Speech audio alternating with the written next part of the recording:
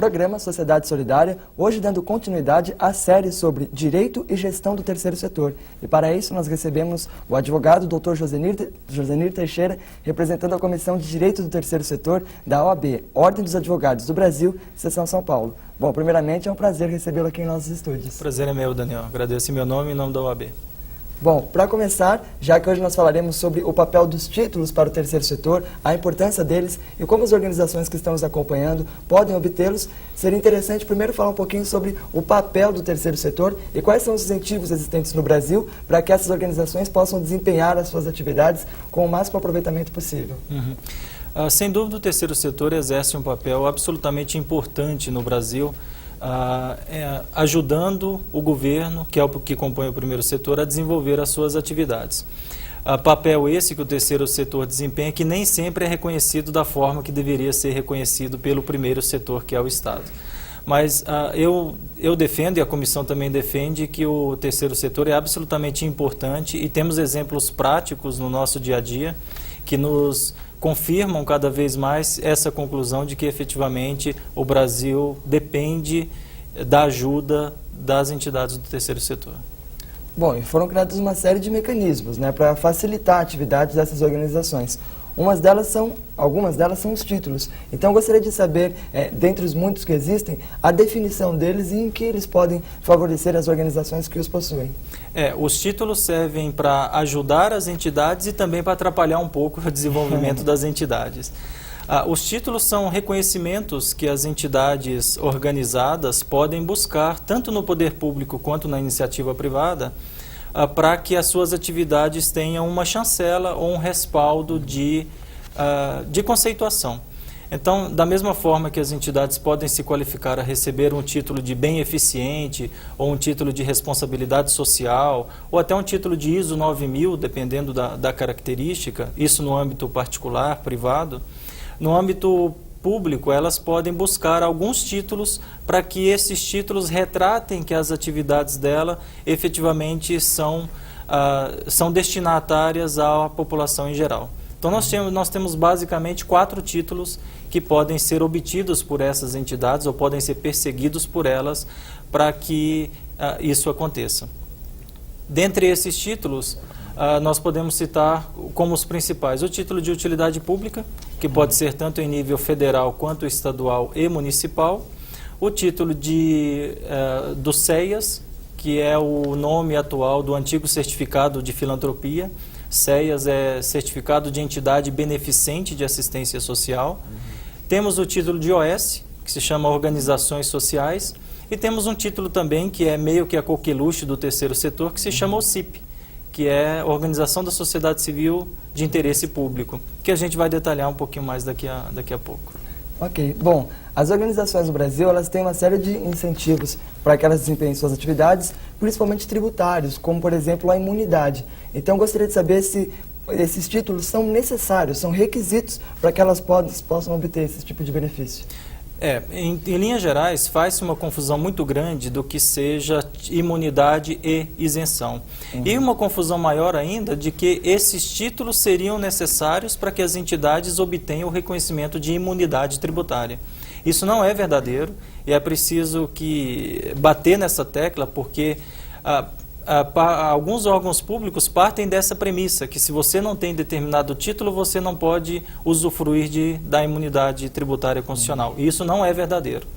A imunidade, ela decorre de uma previsão constitucional, e para que a entidade faça jus a essa imunidade tributária perante alguns impostos federais, estaduais e municipais, ela basicamente precisa cumprir 3 coisas. Não remunerar a diretoria, que basicamente todas as entidades sem fins lucrativos não remuneram. Aplicar no país as suas receitas, que também a grande maioria delas faz. E manter a escrituração contábil adequada, que também grande parte das entidades fazem. Algumas não fazem realmente, mas grande parte das entidades fazem.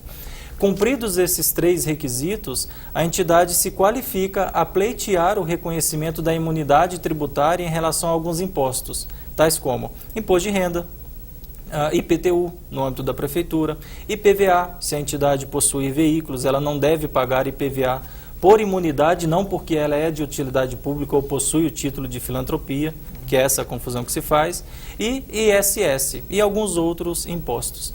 Então, imunidade não precisa de título.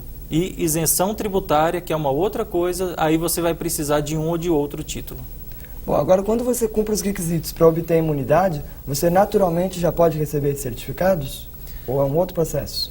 Não naturalmente. A obtenção dos certificados ou dos títulos, ela pressupõe um pedido específico à autoridade ou órgão público que concede esse título e pressupõe o cumprimento de requisitos legais que estão previstos nos 4 títulos. Cada título desse que eu falei tem uma legislação específica e a entidade precisa cumprir os requisitos daquela legislação específica.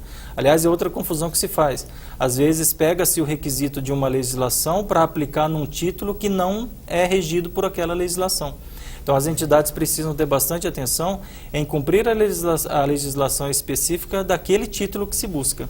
Ok. Bom, mas se a entidade ainda não tem o certificado ou algum título, está buscando, ela já pode obter as imunidades. Então, eu gostaria de saber, para ela obter as imunidades, qual é o processo que elas devem obter e se é necessário recorrer a uma ação judicial. A imunidade deve ser buscada perante o órgão, o ente político que regulamenta aquele imposto.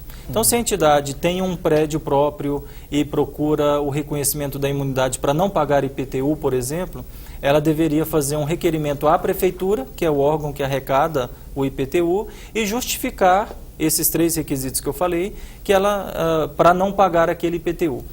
Normalmente, o que acontece na prática é que esses entes políticos ou órgãos públicos não reconhecem diretamente essa imunidade, porque, em linhas gerais, o ente político está abrindo mão de receita.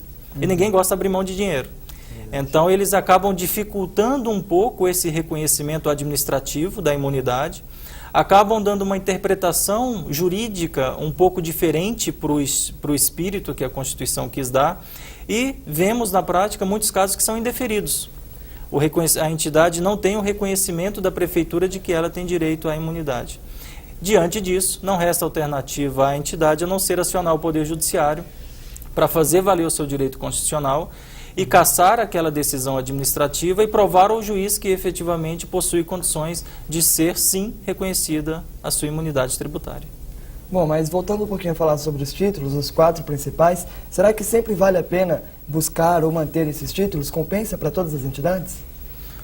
Olha, essa é uma resposta que cada entidade vai ter que dar por si só, porque às vezes, dependendo da atividade que ela desempenha, o título vale a pena, mas às vezes, dependendo da relação custo-benefício, do que ela deixa de pagar com a burocracia que atualmente tem-se para buscar esse título, às vezes não compensa.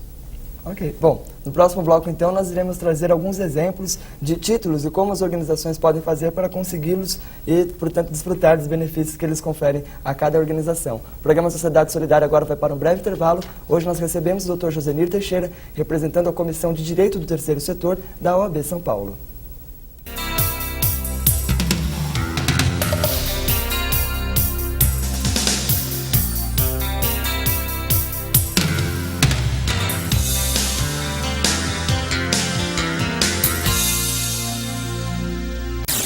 Você está assistindo